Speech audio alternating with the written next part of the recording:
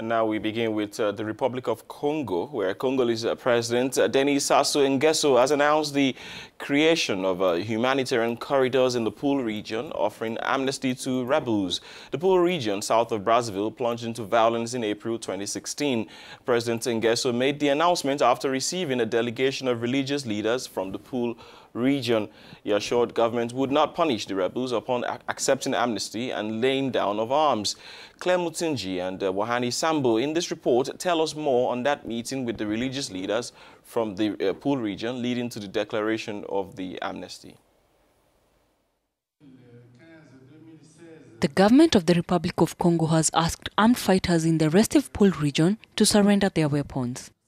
During a meeting with officials from the region that has been shaken by violence for more than a year, President Denis Sassou Nguesso called on the militants to give up their arms. The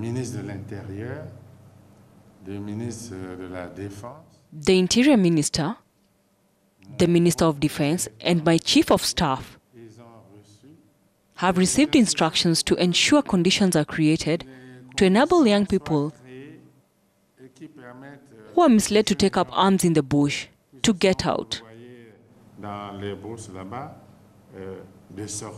So please, these young people must come out with their weapons.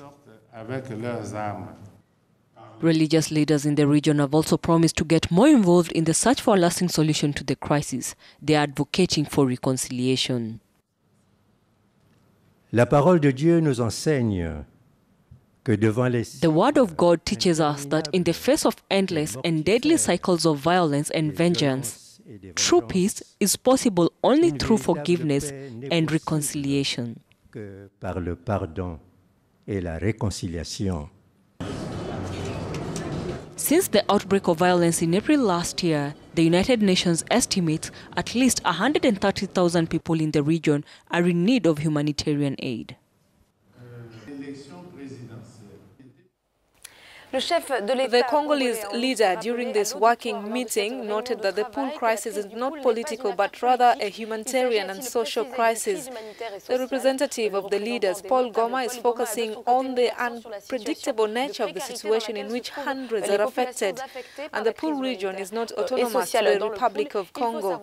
It is a delicate situation and a challenge President Denis Sassou Nguesso must solve with urgency. De la République du Congo, ainsi a-t-il indiqué, la situation dramatique que vit cette partie du pays doit interpeller tous les Congolais. On va faire le point sur cette réunion de travail et les annonces. Alphonse Ndongo is a political analyst based in Brazzaville. Avec Alphonse Ndongo, qui est donc analyste politique basé dans Brazzaville. Monsieur Ndongo, bonjour. Alors le président Sassou Nguesso a donc rencontré mardi. As part of the search for a way out of the crisis in the Pool region, President Sassou Nguesso met some leaders of the Pool region. During this meeting, he asked them to go and convince the ninjas to leave the forest. Is that possible?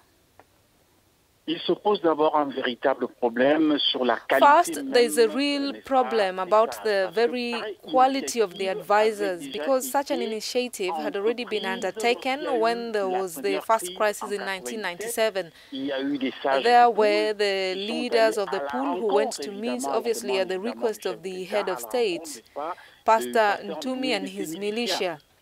We all know that the results of that meeting did not bring anything, because it is only later that Bongo Onzimba came to the rescue of Congo by obviously organizing a dialogue. So the problem arises already at the very level of the initiative that has been taken, because we know very well that the wise men, advisors who've been commissioned may not even be accepted by a party, I believe, of Pastor Ntumi's militiamen.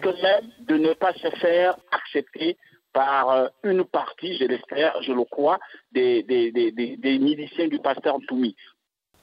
Alors, Monsieur Ndongo, entre autres among other solutions recommended to put to an end this crisis in the Pool region is disarmament.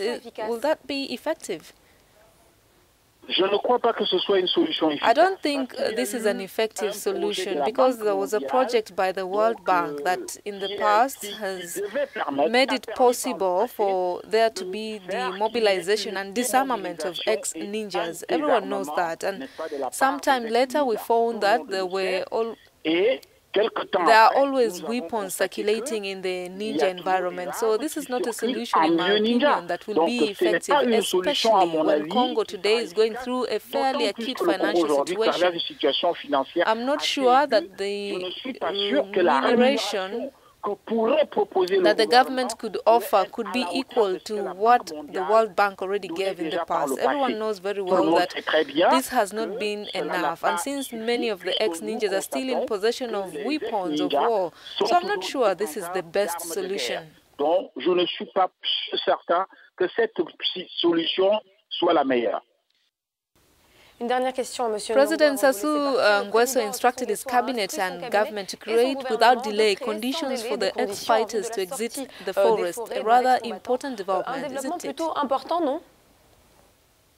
Je n'en suis pour autant pas certain. I'm, however, not sure, because this is not proof. Perhaps good faith would say some or so. This is not proof of insurance for themselves. Because we hear here and there that there had already been an initiative like that for some ex-combatants during the war of 1997. They were asked to leave the pool and lay down their arms. Good. But everyone still remembers the rather funny or rather quite delicate story of the beach affair, because it is always in this context that some ninjas have been extracted and became history. Everyone knows how this case was disclosed. It has been propagated internationally. Today, without the guarantees that allow these ex-ninjas to leave, without being afraid of the warrant for arresting them, I have the impression that there is a risk of seeing people retracting. The first thing I think, if the government wants to go further, if the President of the Republic wants to go further, it would obviously be to dematerialize the arrest warrant that weighs on Pastor Ntumi and some of his relatives, who are obviously guilty of the crimes. L'arrêt, le mandat d'arrêt qui pèse sur le pasteur Ntumi et certains de ses proches qui sont évidemment coupables d'actes répréhensibles et délictuels.